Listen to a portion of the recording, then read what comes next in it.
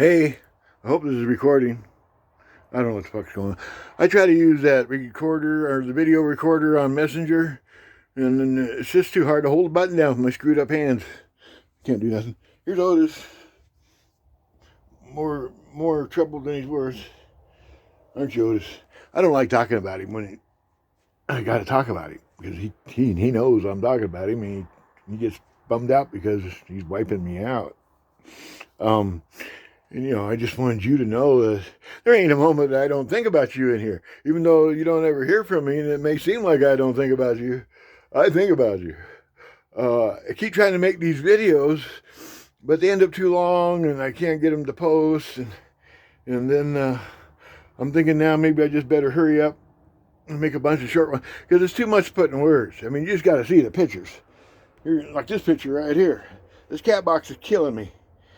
When Otis was like 5 minutes a day to feed him, just throw him some food and pet him and throw him back outside, it was great. I had no problem trying to keep up.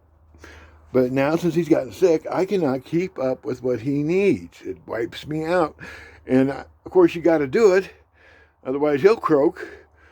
And so I have to let everything else go because I just don't have enough for everything. Ability to move and fight the pain. I mean, just standing over here just now, look at this. This is from one night. It took me 2 loads. See that little black tray? I just filled that up twice. Because last night I was too wiped out to really clean it out good, and that's how much I just now scooped out. And now I'm in so much tears, I'm about ready to so much pain, I'm about in tears. Because I was just bent over too long. And I need to clean the whole floor because there's cat litter everywhere. He had to quit, he gets to these points where he can't eat the food, the dry food or the canned food, and he won't drink water.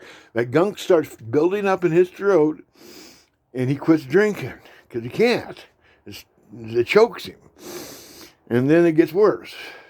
But what he can do is he can drink water out of, what I do is I pour water in dry kibble and make a soup out of it, and he can drink the water out of that for some reason, but he can't drink the water out of that. And he can't eat the dry food. But when we fish some of it out with a fork and throw it on the floor, where it's all soggy and wet and slimy, then he can get that down a little bit. And that's where we're at right now. And it's been like that since last night. And so there's all that mess to clean up all the time. And then litter. And, the thing is, I'm like a bear in a china closet in this RV. It's in pretty good shape. There's the worst place, there's a million little things. And, you don't really discover them until you go over every inch. And I can't go over every inch just by going over every inch. You got to wait until you got a purpose to get in there, and then you find out something screwed up. Like this window over here. I was just trying to mess with the handle on it because it won't open, and I noticed there's a crack right here. See that crack? I go straight outside. And this whole corner, you start pushing on it too much, this whole corner is pretty loose. It goes loose down into the floor, right in front of the door. It's all very soft. This is probably the worst section in the whole RV. And just as far as the way it should be. Now, there's other things in here that are very difficult for me just because I'm me. And I'm not able to really judge things the way most, this is built for able-bodied people to get around in, barely. You put a disabled person in here, half blind. I already tore the faucet completely off the base, just moving it around. It was kind of probably broke a little bit in the first place, but then I got it tightened down pretty good now. But if you tighten it too hard, it'll strip out and come loose again. So you got to be careful with it, and I got to replace that. There's a million things got to be replaced in here, but they're way on the bottom of the list. There's much more urgent things. Anyway, I got cat litter from one end to the other on the floor. I can feel it underneath my feet. This shower, we've been working on it. Got that tape along the base, and it has sealed it up. I went out and leveled it too. So I've been out leveling, and the leveling has been an ongoing process. It doesn't just level one time and stay there, and it keeps shifting and adjusting. And anyway, I hope this is already getting too long. I hope you're doing okay. I hope because man, there's no way I could have done this on my own in any way, shape, or form. Somebody had to help me, Karen.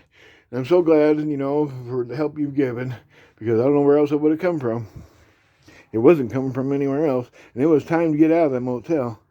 We've been there a while, huh? He's starting to adjust pretty good to his new place. He likes going outside more in the daytime now. He used to only like going out at night, but now he's starting to go out in the daytime, sit on the porch, and use his pillow, and kind of really feel like it's home for him. He just doesn't feel very good right now because that gunk's got him. I don't feel very good right now either because, well, the 31st I got my check and I went and got money, went to town, fucking wiped myself out doing that for like the next 3 days. But the next day I had to pay rent, so I had to fucking make it worse, like doing that. And then finally last night I couldn't sleep at all. I was hurting too much and I was up most of the night. Otis was trying to wake me up early in the morning, like when I usually get up about 3:30, 4 o'clock. You want to come in, bud? Hey.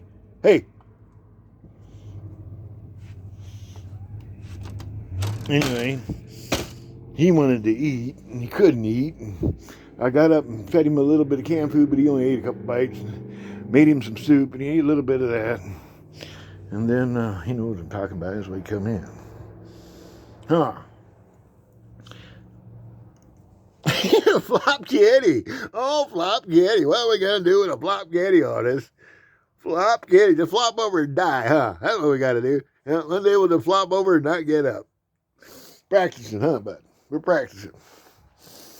Anyway, he was up and I got up. I didn't even turn on the coffee. I just went back to bed. I only had a couple hours of sleep. And it was like 6. And then I went back to bed and woke up about 9. And I was wondering where he was at. Shit, he was right beside my head. And that's what he does. When he gets where he can't eat and that gunk starts getting bad on him, he starts to get real close. He's always wanting to just burrow into me when I'm sitting down. He's always wanting to sleep real close. He stays pretty close when he doesn't feel bad.